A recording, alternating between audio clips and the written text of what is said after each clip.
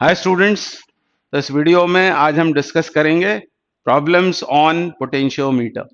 ये वीडियो मैंने बनाया है नीट और जेई एस्पायरेंट्स के लिए। तो सभी क्वेश्चंस को बड़े ध्यान से आपको सुनना है। ये पहला क्वेश्चन करेंगे, पर उसके पहले पोटेंशियोमीटर रिवाइज कर लेते हैं। आपने पढ़ा तो हुआ होगा।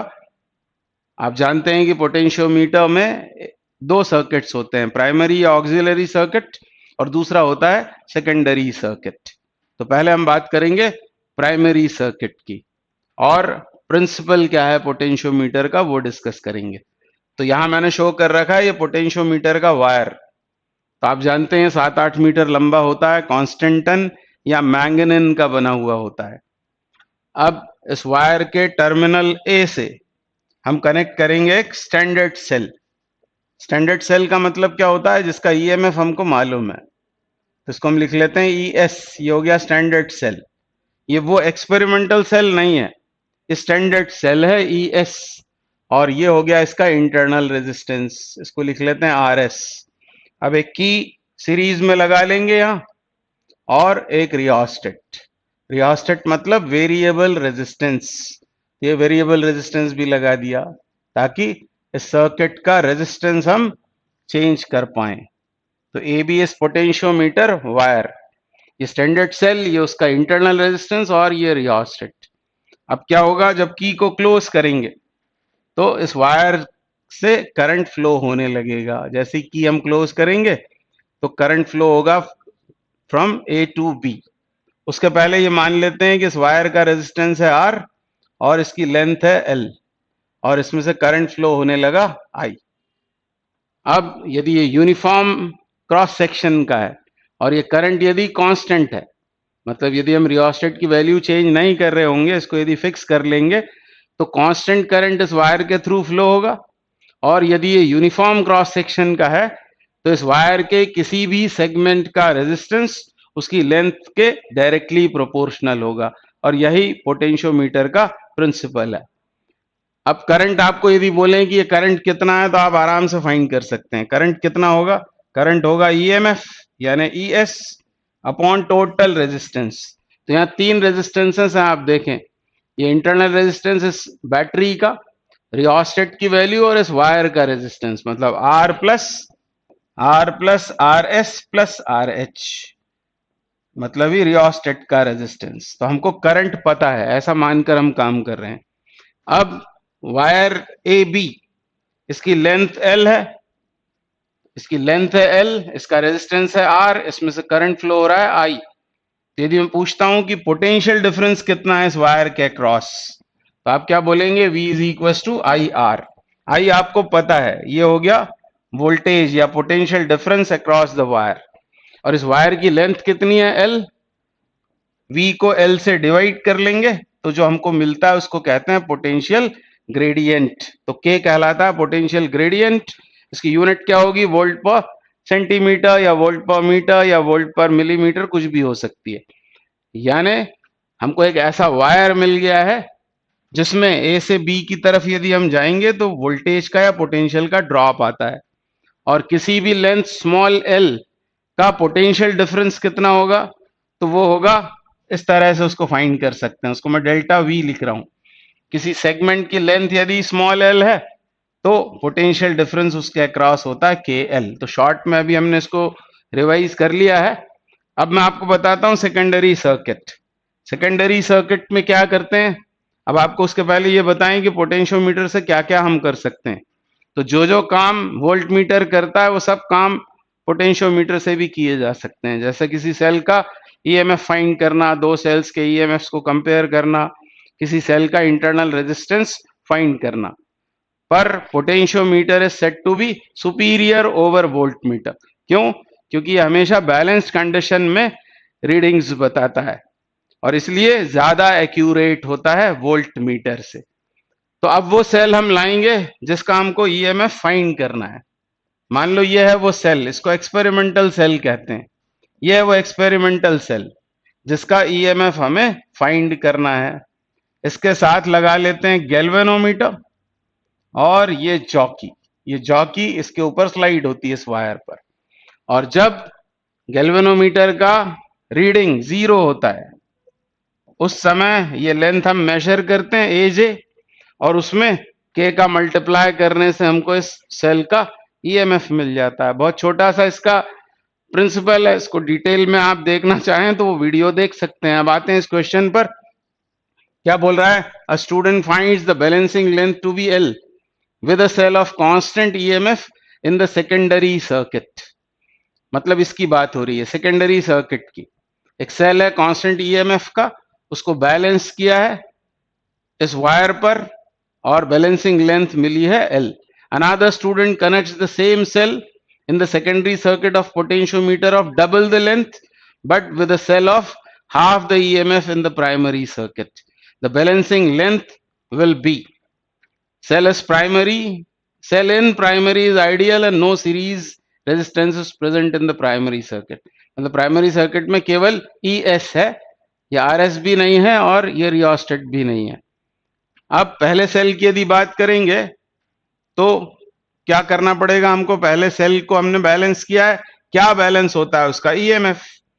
मान लो उसका ईएमएफ है ई उस सेकेंडरी सेल का, और उसको जब बैलेंस किया तो बैलेंसिंग लेंथ है एल, तो कितना होगा वो होगा के एल के बराबर। अब के कितना होगा? के कैसे निकालेंगे? तो के के लिए ये याद लाएंगे वी बाई एल, और वी कैसे आता है? वो आता है आई आर से, और रेजिस्टेंस है आर, और करंट उसमें से फ्लो हो रहा है आई। करंट इस तरह निकलता है, तो पहले मैं लिखता हूं करंट। पहले केस में करंट कितना? तो करंट के लिए हमको लिखना पड़ेगा उस स्टैंडर्ड सेल का ईएमएफ अपॉन रेजिस्टेंस उस वायर का। ये आ गया क्या आपके पास में? आई इंटू आर। ऐसा करेंगे तो ये क्या मिला हमको? वी, और इसको डिवाइड कर देंगे किससे? उस वायर की लेंथ से। उस वायर की लेंथ से इसको डिवाइड करेंगे तो ये आया के, और ये है वो बैलेंसिंग लेंथ। तो ये है पहले एक्सपेरिमेंट में जब हमने ईएमएफ को बैलेंस किया है। अब सेकंड केस में क्या हो रहा है? सेकंड केस में अब उसने क्या किया? प्राइमरी में जो प्राइमरी सर्किट था उसमें ऐसा सेल यूज किया जिसका ईएमएफ है हाफ, पहले जितना था उसका आधा। तो ऐसा हो गया। और क्या बोला है? और बोला हुआ है another student connects the same cell in the secondary circuit of potentiometer double the length but with a cell of half the EMF। अब आपको पता है कि रेजिस्टेंस और लेंथ ये कैसे होते हैं? Directly proportional. अब उसने डबल लेंथ का यदि यूज किया है, डबल है उसकी लेंथ, तो यहां क्या आने लगेगा? तो यहां आने लगेगा 2R। रेजिस्टेंस अब जितना था उसका डबल हो जाएगा। मटेरियल वही रखा है उसने, बस उस वायर की लेंथ उसने डबल कर दी है, तो रेजिस्टेंस डबल हो जाएगा। तो यहां भी आने लगेगा 2R। वैसे कोई फर्क नहीं पड़ा, पर यहां फर्क पड़ जाएगा। अब यहां पर हम डिवाइड करेंगे 2L से। 1/L जो L से हम यहां डिवाइड करते हैं उसकी जगह यहां लाएंगे हम 2L, और ये होगी अब नई बैलेंसिंग लेंथ। और इन दोनों को हमको इक्वेट कर देना है, क्योंकि बाहर से जो सेकेंडरी सर्किट में जिस सेल का ईएमएफ हम फाइंड कर रहे हैं वो तो सेम है। तो थ्योरेटिकल क्वेश्चन है, दोनों को इक्वेट करेंगे तो ये ई आर ये कैंसिल आउट, फिर ये आर कैंसिल, इस दो से इस दो को कैंसिल कर देते हैं, ये एल से एल कैंसिल आउट हो गया। और इक्वेट कर रहे हैं आप, तो यहां क्या बचेगा? यहां बचेगा सिर्फ एल, यहां बचेगा एल। पहली इक्वेशन में यहां एल बचेगा, और यहां कितना बचेगा? तो यहां बचेगा एल डैश बाय 4। हमको चाहिए क्या है? हमको चाहिए नई बैलेंसिंग लेंथ। तो एल डैश चाहिए, तो L dash comes out to be 4L, और इसलिए ऑप्शन 1 करेक्ट हो गया। तो इस तरह के क्वेश्चंस को सॉल्व करने के लिए हमको थ्योरी बहुत अच्छी हमारी होनी चाहिए, उसको आपने कॉन्सेप्चुअली यदि समझा होगा तभी फिर इसको आप सॉल्व कर पाएंगे।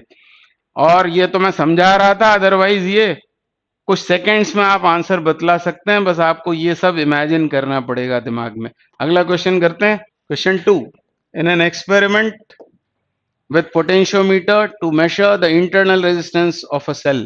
तो मैं आपको याद दिलाता हूं इंटरनल रेजिस्टेंस कैसे फाइंड करते हैं, उसका क्या फॉर्मूला होता है?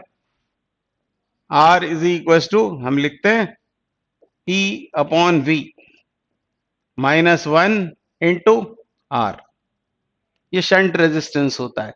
तो क्या बोल रहे हैं यहाँ? In an experiment with potentiometer to measure the internal resistance of a cell when the cell is shunted by 5 ohm, मतलब पहली कंडीशन में ये दे रखा है हमको 5 ohm, the null point is obtained at 2 metre, उस समय नल पॉइंट मिलता है 2 मीटर पर।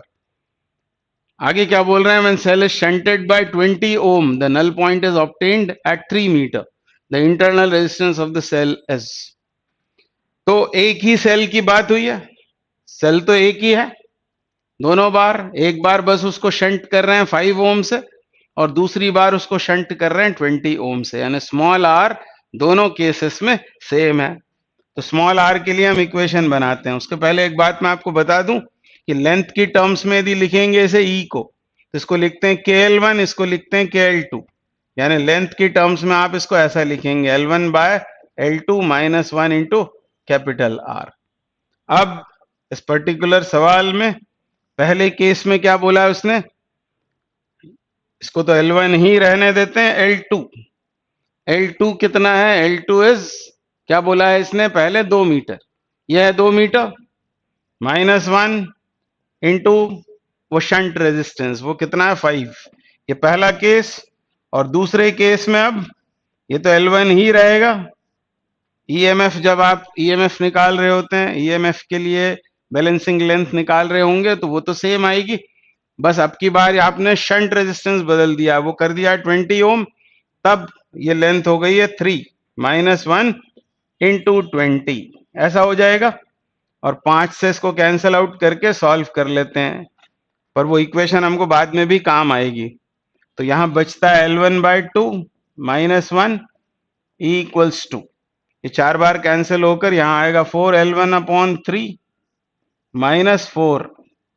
तो L1 के लिए मैं इसको सॉल्व कर रहा हूं, L1 के लिए सॉल्व करें तो 4 को इधर लाएं तो यहां बचता है 3 LHS में, और इसको उधर ले जाते हैं तो क्या हो जाएगा, L1 कॉमन, अंदर क्या बचेगा 4/3 माइनस 1/2, 4/3 माइनस 1/2, तो L1 यहाँ आएगा एलसीएम 6, तो ये 8 बना और माइनस 3 यानी 5/6, 5/6। फाइनली L1 कितना हो गया, तो L1 आ जाएगा, कितना हो जाएगा, यहाँ 5 बचा है, 6 3 18, ये 18/5, ये L1 आया। अभी काम खत्म नहीं हुआ, हमको तो R चाहिए, तो किसी भी एक इक्वेशन को यूज करके स्मॉल r फाइंड आउट कर लेंगे। तो स्मॉल r के लिए मान लो मैं पहली इक्वेशन यूज करता हूँ L1/2, तो L1 इज 18/5 यानी 18/10 माइनस 1 इंटू 5 हो गया ये।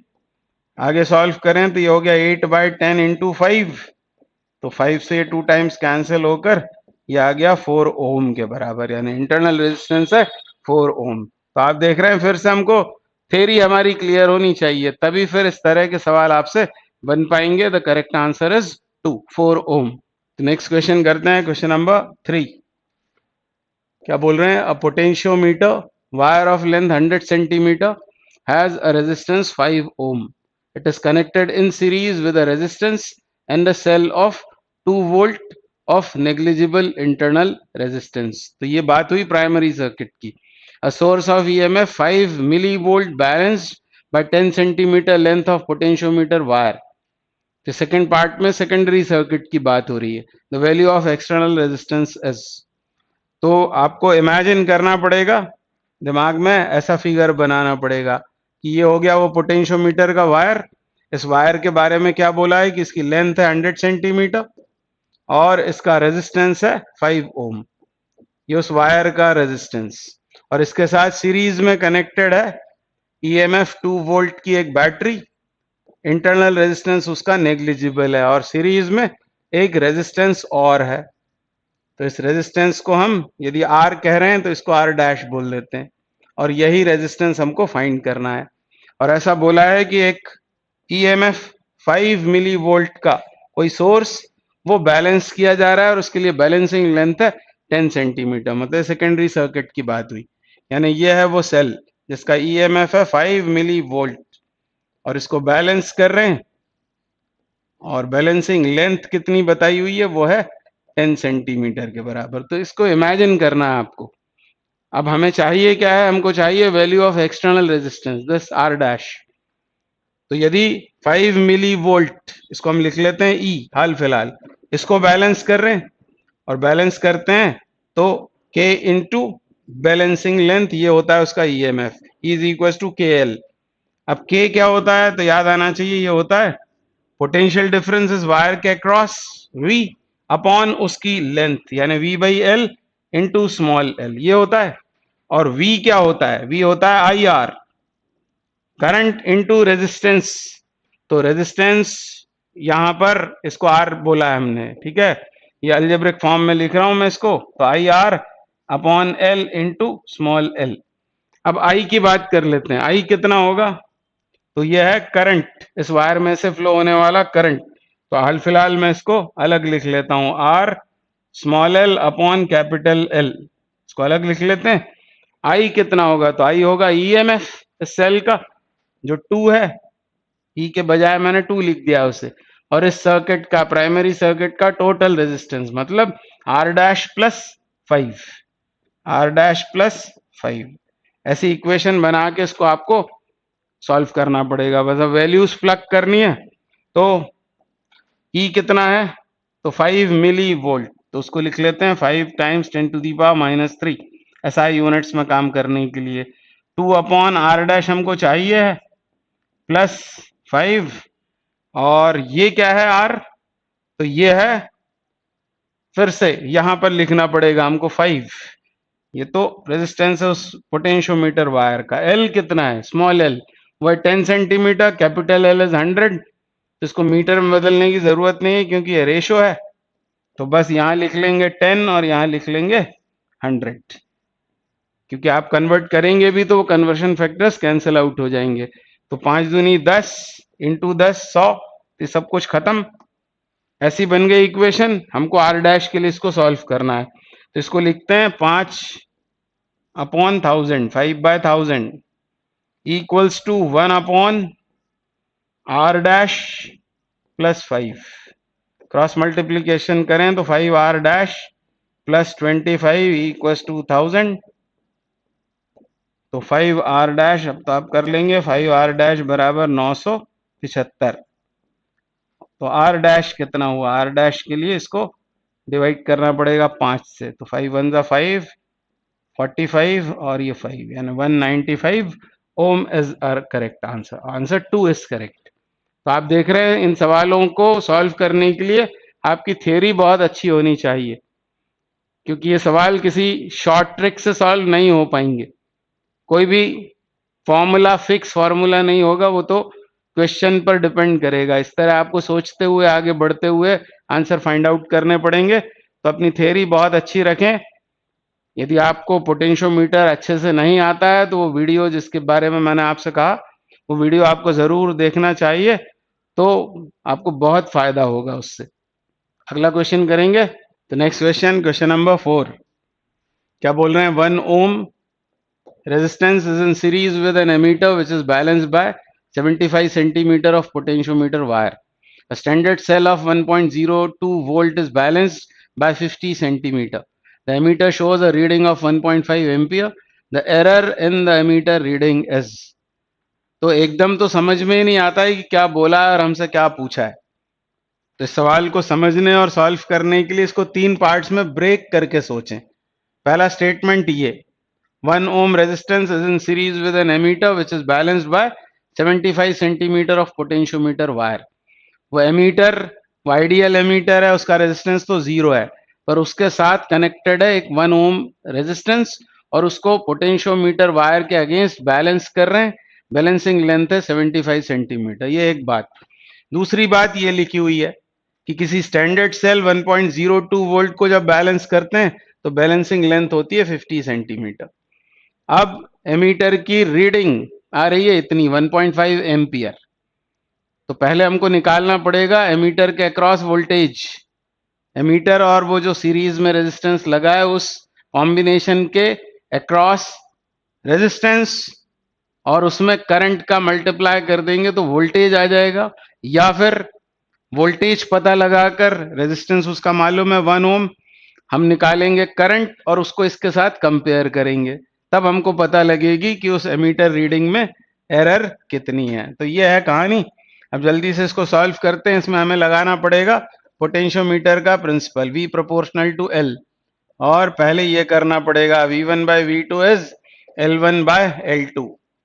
हमको V2 पता है, V1 चाहिए। V1 बराबर होगा V2, V2 कितना 1.02 वोल्ट जो यहाँ बोला हुआ है, into L1, L1 is 75 centimetre and L2 is 50 centimetre.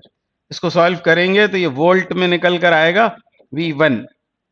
तो कितना हो जाएगा ये, तो इसको 25 से कैंसिल करें, 2 बार, ये 3 बार कैंसिल, तो ये हो गया 3.06 बाय 2 ऐसा हो जाएगा, और इसको लिख सकते हैं 1.53 एम्पियर या वोल्ट। ये तो आया V1। करंट निकालने, इसको मैं बोल रहा हूं I1, करंट होगा V बाय R। तो V तो ये है 1.53 वोल्ट, और रेजिस्टेंस 1 ओम, तो ये भी हो गया 1.53 एम्पियर। तो रीडिंग एक्चुअली ये आना चाहिए, पर रीडिंग आ कितनी रही है, वो आ रही है 1.5। ऑब्वियसली एरर है 0.03 ampere, and so option 2 is correct. अगला क्वेश्चन करते हैं। A battery of negligible internal resistance is connected with 10 meter long wire. A standard cell gets balanced on 6 meter length of this wire. On increasing the length of potentiometer wire by 2 meter, the null point with the same standard cell in the secondary will be no series resistance in primary. तो वो जो standard cell use किया उसका internal resistance भी negligible है, और series में लगा हुआ वो रेजिस्टेंस या रियोस्टेट वो भी एब्सेंट है। तो हमको हमारे बेसिक से इसको सॉल्व करना पड़ेगा। हम जानते हैं कि ईएमएफ जिसको हम बैलेंस कर रहे होते हैं वो होता है K टाइम्स L। K क्या है, तो ये पोटेंशियल ग्रेडियंट, मतलब वोल्टेज अपॉन उस वायर की लेंथ, पोटेंशियोमीटर वायर की लेंथ इनटू L, ऐसा लिखेंगे। अब V क्या होता है, V होता है IR, current into resistance, V is equal to IR upon capital L into small l, ऐसा हमको सब लिखना पड़ेगा। और खुद करंट कितना होता है, तो वो हो जाएगा E बाय आर, करंट हो जाएगा E by R into R by L into small l। इस फॉर्मूले तक पहुंचना पड़ेगा आप, तो ये R कैंसिल आउट, यानी हमको सिर्फ इनकी बात करनी है। ये क्या है, ये बैलेंसिंग लेंथ है, ये पोटेंशियोमीटर के वायर की लेंथ है, और ये है उस स्टैंडर्ड सेल का EMF। तो ये तो बदला नहीं है, ये कांस्टेंट है।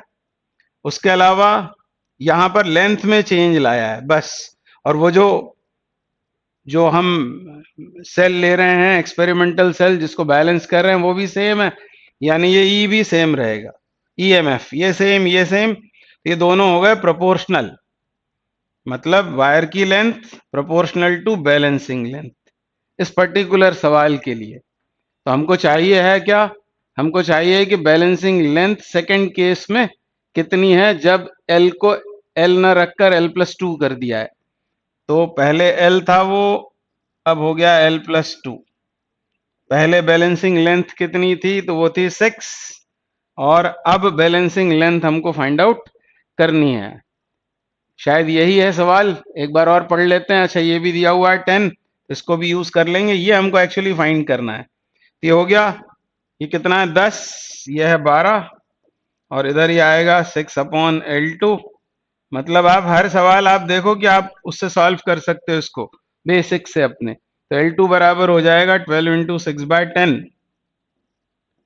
ये हो गया 72/10 यानी 7.2 मीटर। बैलेंसिंग लेंथ पहले आ रही थी 6 मीटर और अब आने लगी 7.2 मीटर, यानी 1.2 मीटर का इंक्रीज आ रहा है, and so option 3 is correct. अगला क्वेश्चन करेंगे, question 6।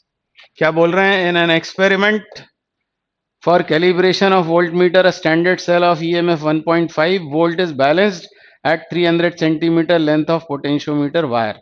The potential difference across a resistance in the circuit is balanced at 1.25 meter. If a voltmeter is connected across the same resistance, it reads 0.65 volt. The error in the voltmeter is. ये बिल्कुल वैसी सवाल है जो अभी हमने current के लिए किया था। इसको भी ब्रेक करके समझें। ये पहला स्टेटमेंट यहां तक क्या बोल रहा है, in an experiment for calibration of voltmeter a standard cell of EMF 1.5 volt balanced at 300 centimetre. तो V प्रोपोर्शनल टू L, इसको हमें यूज करना है। सेकंड केस ये लिखा हुआ है, क्या है? The potential difference across a resistance in the circuit is balanced at 1.25 metre. If a voltmeter is connected across the same resistance, it reads 0.65 volt. The error in the voltmeter is. तो इसके basis पर हमको ये देखो, ये L2 पता है और ये L1 है, ये L1, ये L2, ये V1 और V2 हम फाइंड कर लेंगे, V2 फाइंड कर लेंगे। तो क्या करें? V2 upon V1, V1 is 1.5, L2 is 1250, 1250, 100 का मल्टीप्लाई करने पर सेंटीमीटर में, और ये 300 ये हुआ। तो V2 बराबर कितना होगा? तो V2 बराबर होगा 125 इंटू 15 अपॉन 300। ये कर दिया मैंने। 15 से इसको 20 बार कैंसिल, तो इसको अब 6.25 लिखेंगे और 10 से और डिवाइड करेंगे तो 0.625 आ जाएगा। ये आना चाहिए रीडिंग, और आ कितनी रही है? 0.65, 0.65 ये आ रही है। तो इसमें से इसको सब्ट्रैक्ट करने से आपको वो एरर मालूम पड़ जाएगी, और एरर कितनी होगी? तो ये है 0.650, 650, और यह है 0.625। तो साफ तौर पर यह है 0.025, 0.025 volt, and so option 2 is correct. अगला क्वेश्चन करते हैं, क्वेश्चन नंबर 7। क्या बोल रहे हैं? A potentiometer wire of length 10 metre and resistance 30 ohm is connected in series with a battery of EMF 2.5 volt, internal resistance 5 ohm and external resistance R. ये पूरी कहानी आपने समझ ली होगी। एक पोटेंशियोमीटर वायर है 10 मीटर लंबा, फिर क्या बोल रहा है? एंड रेजिस्टेंस 30 ओम, इसका अपना रेजिस्टेंस 30 ओम है, is connected in series with a battery of 2.5 volt, ये वो स्टैंडर्ड सेल 2.5 वोल्ट का, एंड इंटरनल रेजिस्टेंस 5 ओम, तो ये इंटरनल रेजिस्टेंस हो गया 5 ohm, and external resistance capital R, ये एक्सटर्नल रेजिस्टेंस हो गया कैपिटल आर। तो ये प्राइमरी सर्किट मैंने बना दिया। If the fall of potential along the potentiometer wire is 50 millivolt per metre, the value of R in ohm is. तो ये है fall of potential along the potentiometer wire, यानी ये क्या दिया हुआ है? ये potential gradient, potential gradient given है। कितना होता है वो? V by L. V कितना होता है? वो होता है IR, IR by L equals to K. फिर I कितना होता है? तो I होता है V by R, V by R, यहां से V by L, V is IR, और I है इसमें बहने वाला करंट, तो I को बल्कि यहां से निकालेंगे, क्या लिखेंगे? E अपॉन ये तीनों का सम रेजिस्टेंसेस का, 5 प्लस आर प्लस 30, यानी 35 प्लस आर, बल्कि सबको जोड़ दिया मैंने, टोटल रेजिस्टेंस। तो ये तो हो गया करंट, और फिर रेजिस्टेंस कितना इसका अपना? वो है 30, वो लिख दिया यहाँ, और लेंथ कितनी है? 10 मीटर, और इसको इक्वेट करेंगे हम किसके साथ? इसके साथ, 50 मिली वोल्ट पर मीटर, 50 मिली वोल्ट, तो इंटू 10 टू दी पावर -3 आएगा, तो ये 1000 आ गया नीचे। तो अब कहानी खत्म है, इसमें से आर हमको वर्कआउट करना है। तो बस इसको सॉल्व कर देते हैं हम। ये 0 से ये 0 कैंसिल, 50 से ये 20 बार कैंसिल हो जाएगा, और EMF हमको दिया है 2.5, तो इसको भी रख लेते हैं 2.5, फिर से लिख देता हूं मैं 2.5 upon 35 plus R into 3 equals to, ये आ गया 1/20। इसका क्रॉस मल्टीप्लाई करें तो ये 0 से 25 बना दिया इसको, 75, तो ये 150 हो गया टोटल में। 150 equals to 35 plus R, and so R comes out to be, कितना आ जाएगा? 35 घटाने पर 115 आ जाएगा। तो 115 ओम ये है इस एक्सटर्नल रेजिस्टेंस का वैल्यू। आगे बढ़ते हैं।